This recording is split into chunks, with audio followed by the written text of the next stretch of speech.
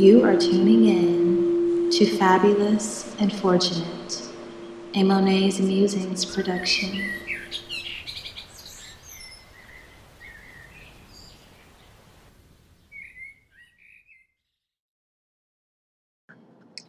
Greetings and welcome back to another episode of Fabulous and Fortunate, a podcast where we embrace abundance, play, fabulousness, and fortunateness in our own daily lives.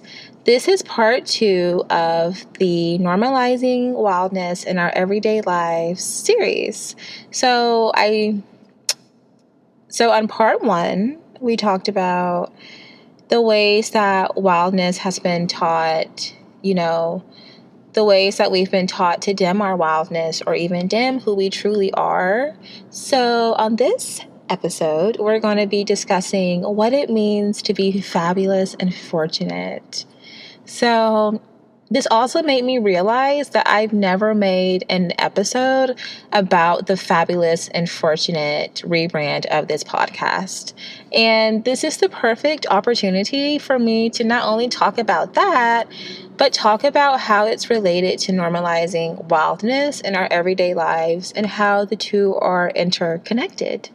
So when I talk about being fabulous and fortunate, I don't mean it in the performative, curated way that the world tries to define it, but in a way that feels sacred, raw, and fully yours. And most importantly, I want to talk about how grounding practices and solitude have helped me remember that wildness isn't a costume, it's really just coming home to yourself. For so long, we were taught that wild meant to be reckless, untamed, and unmanageable. But here's the thing that I've really learned.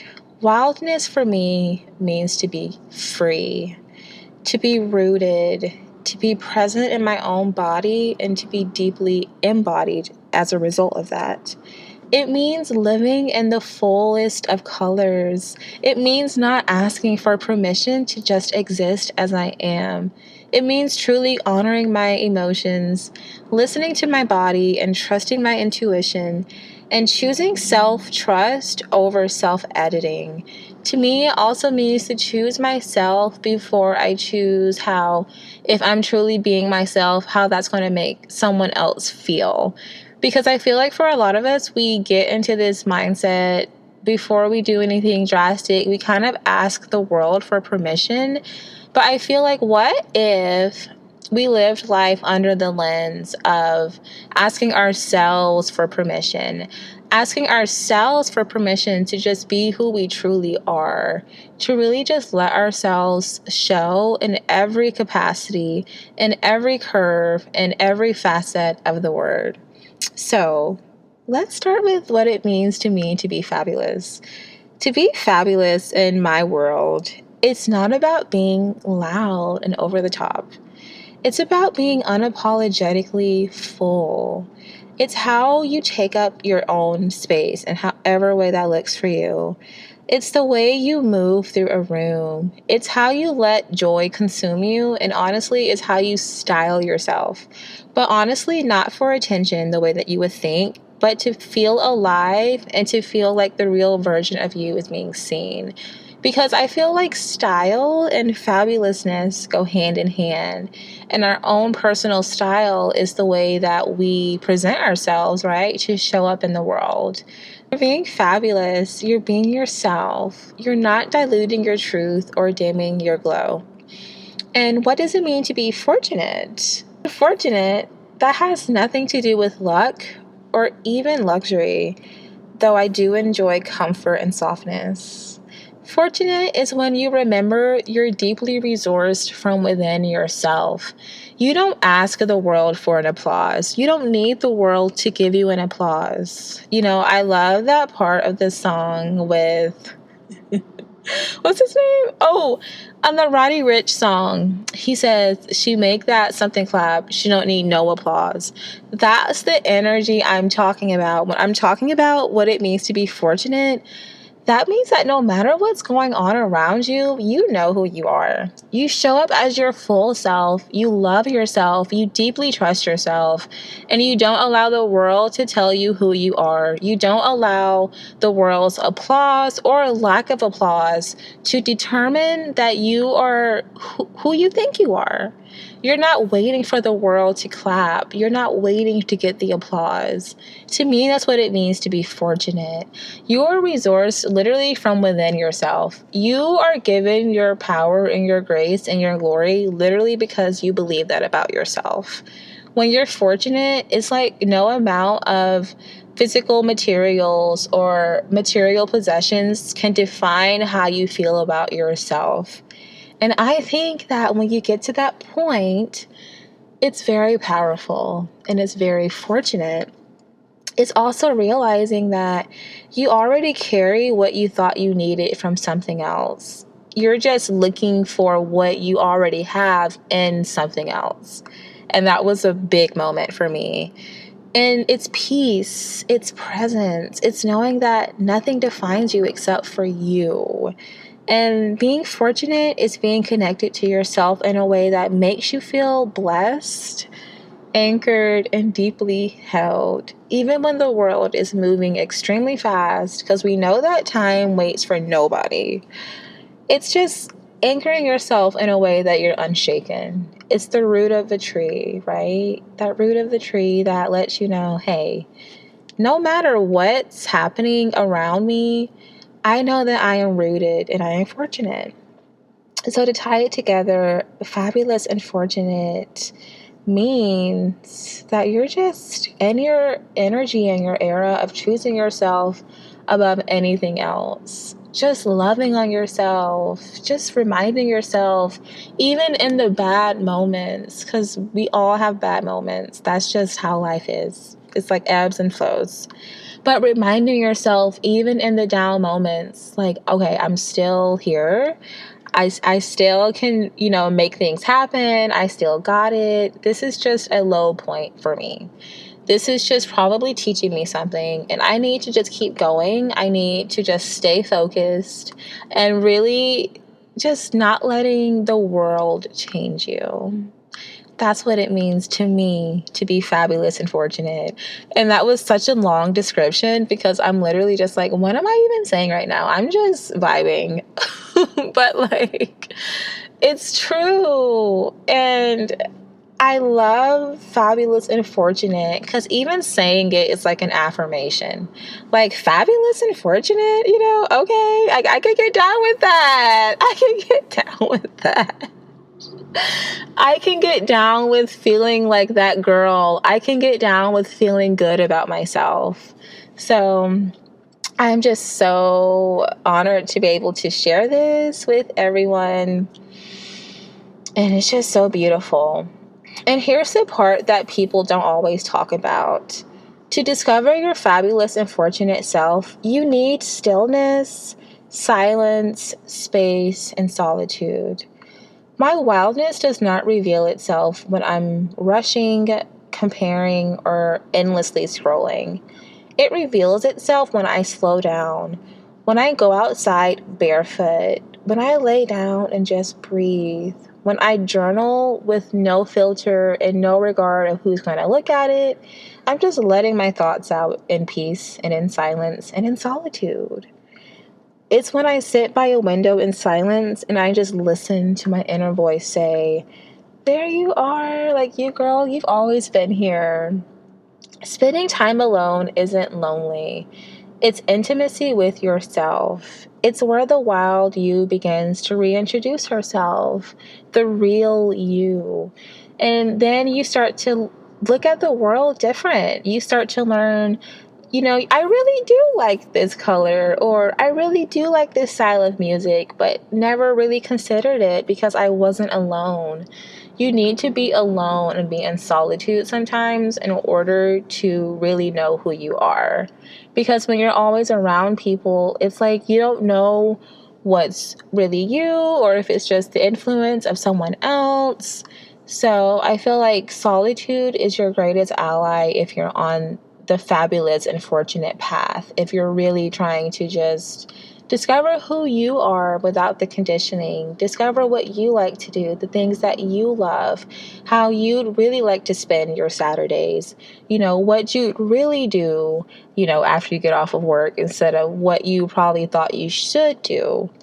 That's, to me, what it means to return to yourself, and you can only get that if you do spend some time alone. So I do use some grounding practices such as breathing with intention, sitting in the bath, and talking to myself. Literally, it's so powerful. Try it. Putting oil on my skin and just thanking every inch of my body, or even just making myself comfortable, whether it be from the clothes that I wear, the type of foods that I eat, checking in with myself to see, do I feel comfortable right now? And if I don't, why? I feel like comfort is a priority. I love to be comfortable. I love to be cozy. And if I'm not feeling like that, I need to ask myself why. And then it gives me that chance to do some self-reflection, probably look at my environment, seeing where I'm just not feeling in flow.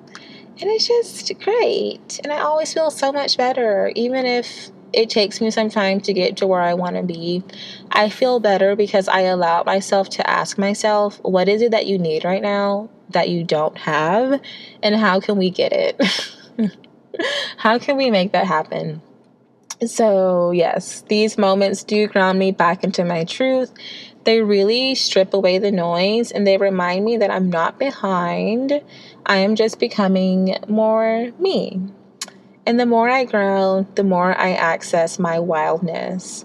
And when I am rooted in that wildness, I am both fabulous and fortunate without ever needing to perform. I'm just myself, and I'm just showing up as myself, learning on this journey. And to me, that is just truly a very important part of being fabulous and fortunate. So, what does it mean to normalize wildness as a way of life? Like I said in episode 1, it's not a phase. It's a way of saying yes to a life that feels like truth, not a performance. It's a way of saying yes, fabulous and fortunate is a byproduct of truly being free. You can be grounded and wild. You can be soft and strong. You can be still and radiant. You can be all the things you want to be and still be that wild version of yourself.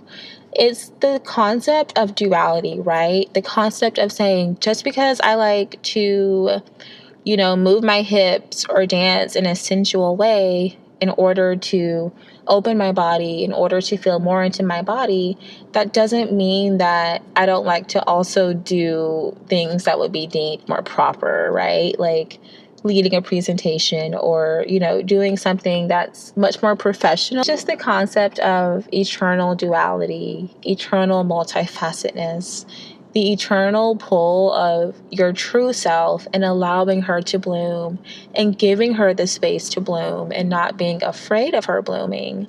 And I think a lot of times what holds us back from being our true selves is we can be afraid of them. They can scare us because it's like, oh my gosh, I'm being introduced to this person who was always me all along, but somehow along the way I allowed for her to be forced to be probably who she never really authentically was. So that path of discovering your authentic self is just such a powerful path. It feels so yummy. It feels so right. And it's like, oh my gosh, why haven't I done this sooner? But in divine timing, divine time. That is what I have for part 2 of this Normalizing Wildness in Our Everyday Life series. This has been such a fun topic to explore, and I'm just so glad that I was able to take 2 episodes to talk about different parts of it, and I hope that some of this resonated with you. If it did, that is just so great. That's just so awesome to me. And I am just feeling just so grateful that we're entering a time and space where we're allowing ourselves to breathe, and we're allowing ourselves to just be ourselves, no matter how it looks. No matter how it looks.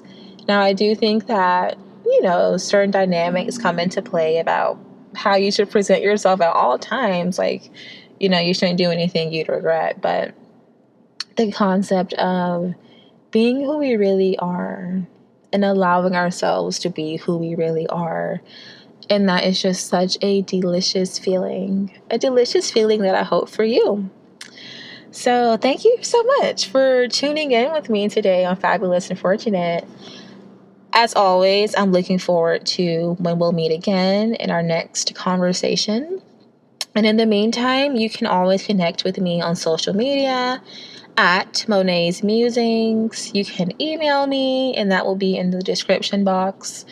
And yeah, also check out my website, monaysmusings.com. If there's ever a time where you just want to go somewhere and feel like this person gets it, this person gets me, I want to read something interesting, probably sensual, but definitely gratifying. And yes, that's my little blurb, as I can call it.